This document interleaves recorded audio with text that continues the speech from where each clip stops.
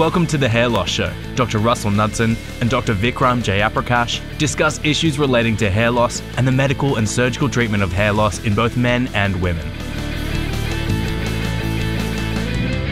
Hello everybody, welcome to episode 33 of our video podcast, The Hair Loss Show. I'm Dr. Russell Knudsen. And I'm Dr. Vikram Jayaprakash. Welcome to the show. Again, thank you very much for watching our videos. Please, if you like the videos, feel free to subscribe and you'll get notifications when one of our new videos it gets uploaded. Please, again, give us a like and leave a comment in our comment section as well if you've got any questions or any ideas for topics that you'd like to see presented here on the show. So today's topic, one we get asked a lot, is how to choose a hair transplant surgeon.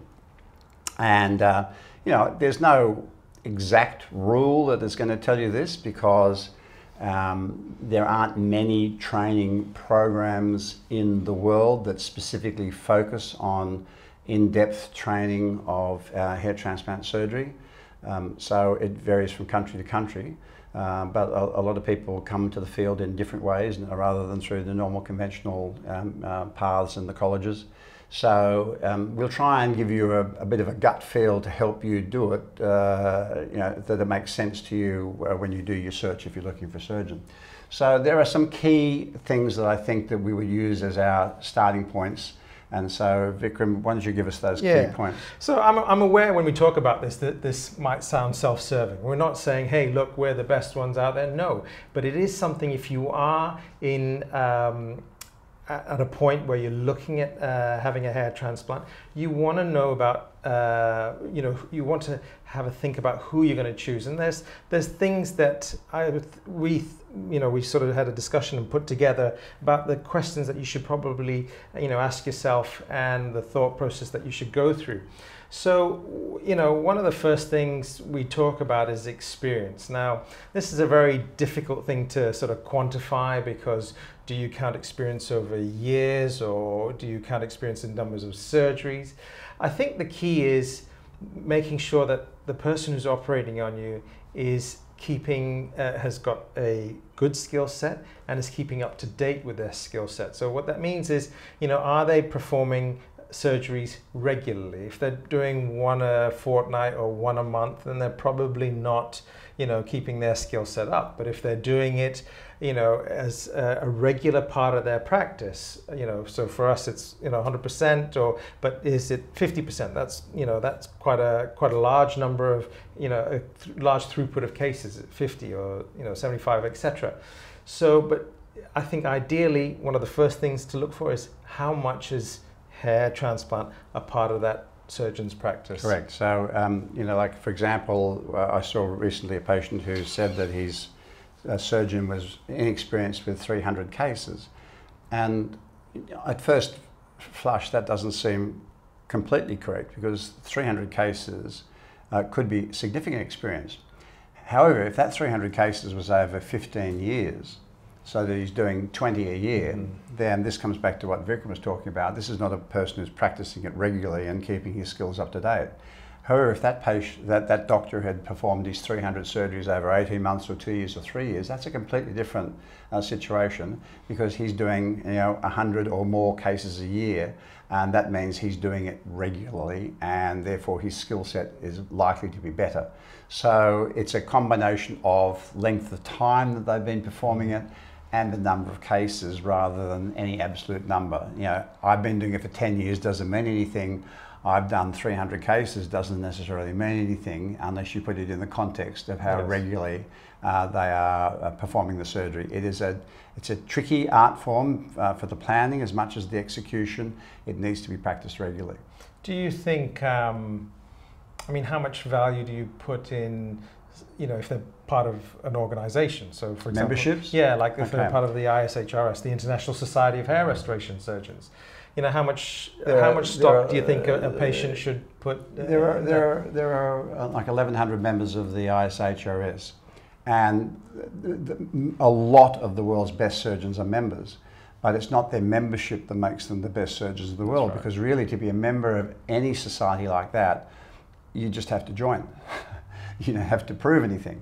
Certifications, in some countries they have certifications, and we do have an American board, International Board of Hair Restoration Surgery, which is an exam process that both Vikram and I have sat and passed. So, you know, we took that as a commitment to making sure that our knowledge level and our judgment making and our skill level was sufficient to meet a standard that might be, you know, something that we could give confidence to the patient.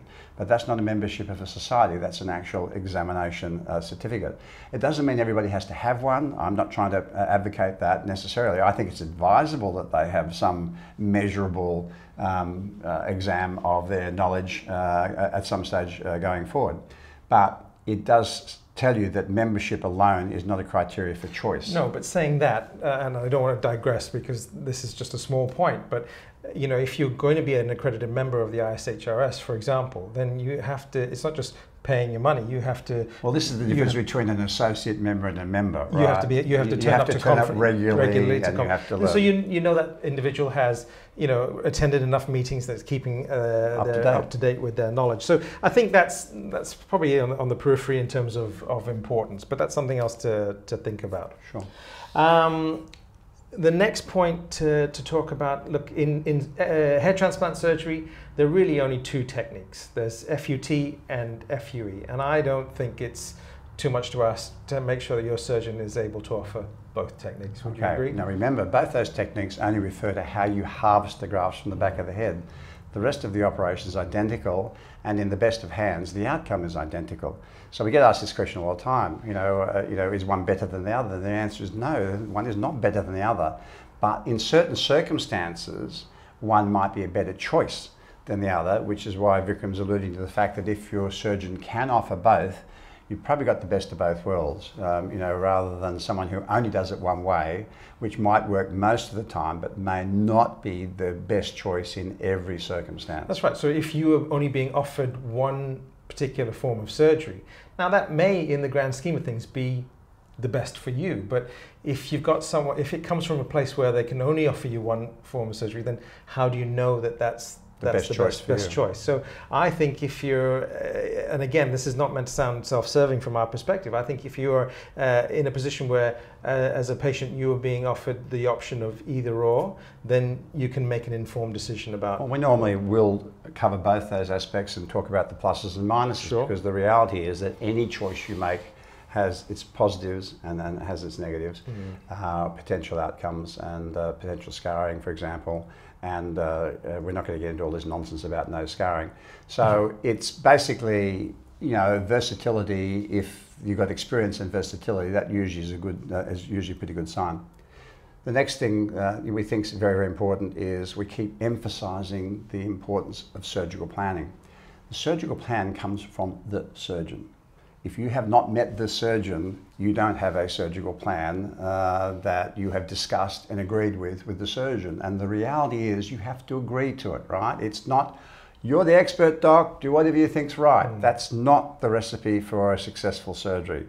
What I want and what we want when we talk to our patients, and what, you know, most of our colleagues who we really revere and respect will do, is spend a lot of time discussing with the patient what their goals are, what their expectations are, because as I've said in previous podcasts, if you don't meet their expectations, you can do the best job in the world and have an unhappy patient.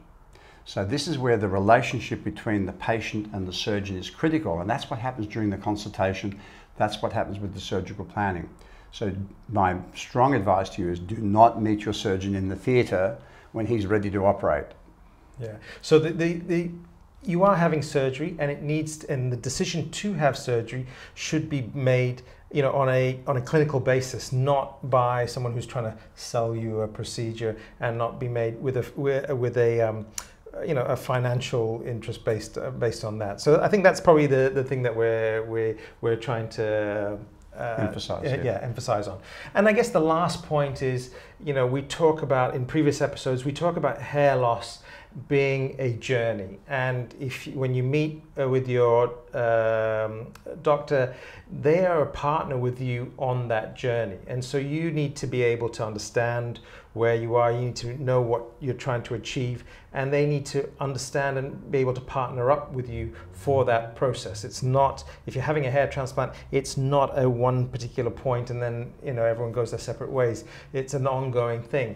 So, and that comes down to kind of gut feel, really, isn't it? When you're in that consultation, and do you think that person is going to be there for yes, me understands what my expectations are, understands what I'm going through and where I need to be, and what's the best option. And I don't want to be too black and white about it, but if your surgeon will not talk to you about medical treatments, only wants to talk about surgery, that's a warning flag to me, right? Yeah, that's absolutely. a warning flag to me, because he's just interested in the operating, and he's going to let somebody else take care of you for the rest of your life.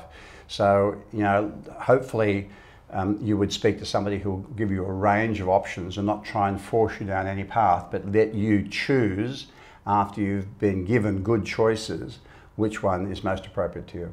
Good. Well, I hope you found that useful and use that as sort of a guide to, when you think about if you're having a hair transplant and how to choose a surgeon. Again, please, if you have any questions, leave them in the comments section below, and we'll see you on the next episode. Thanks very much. Bye.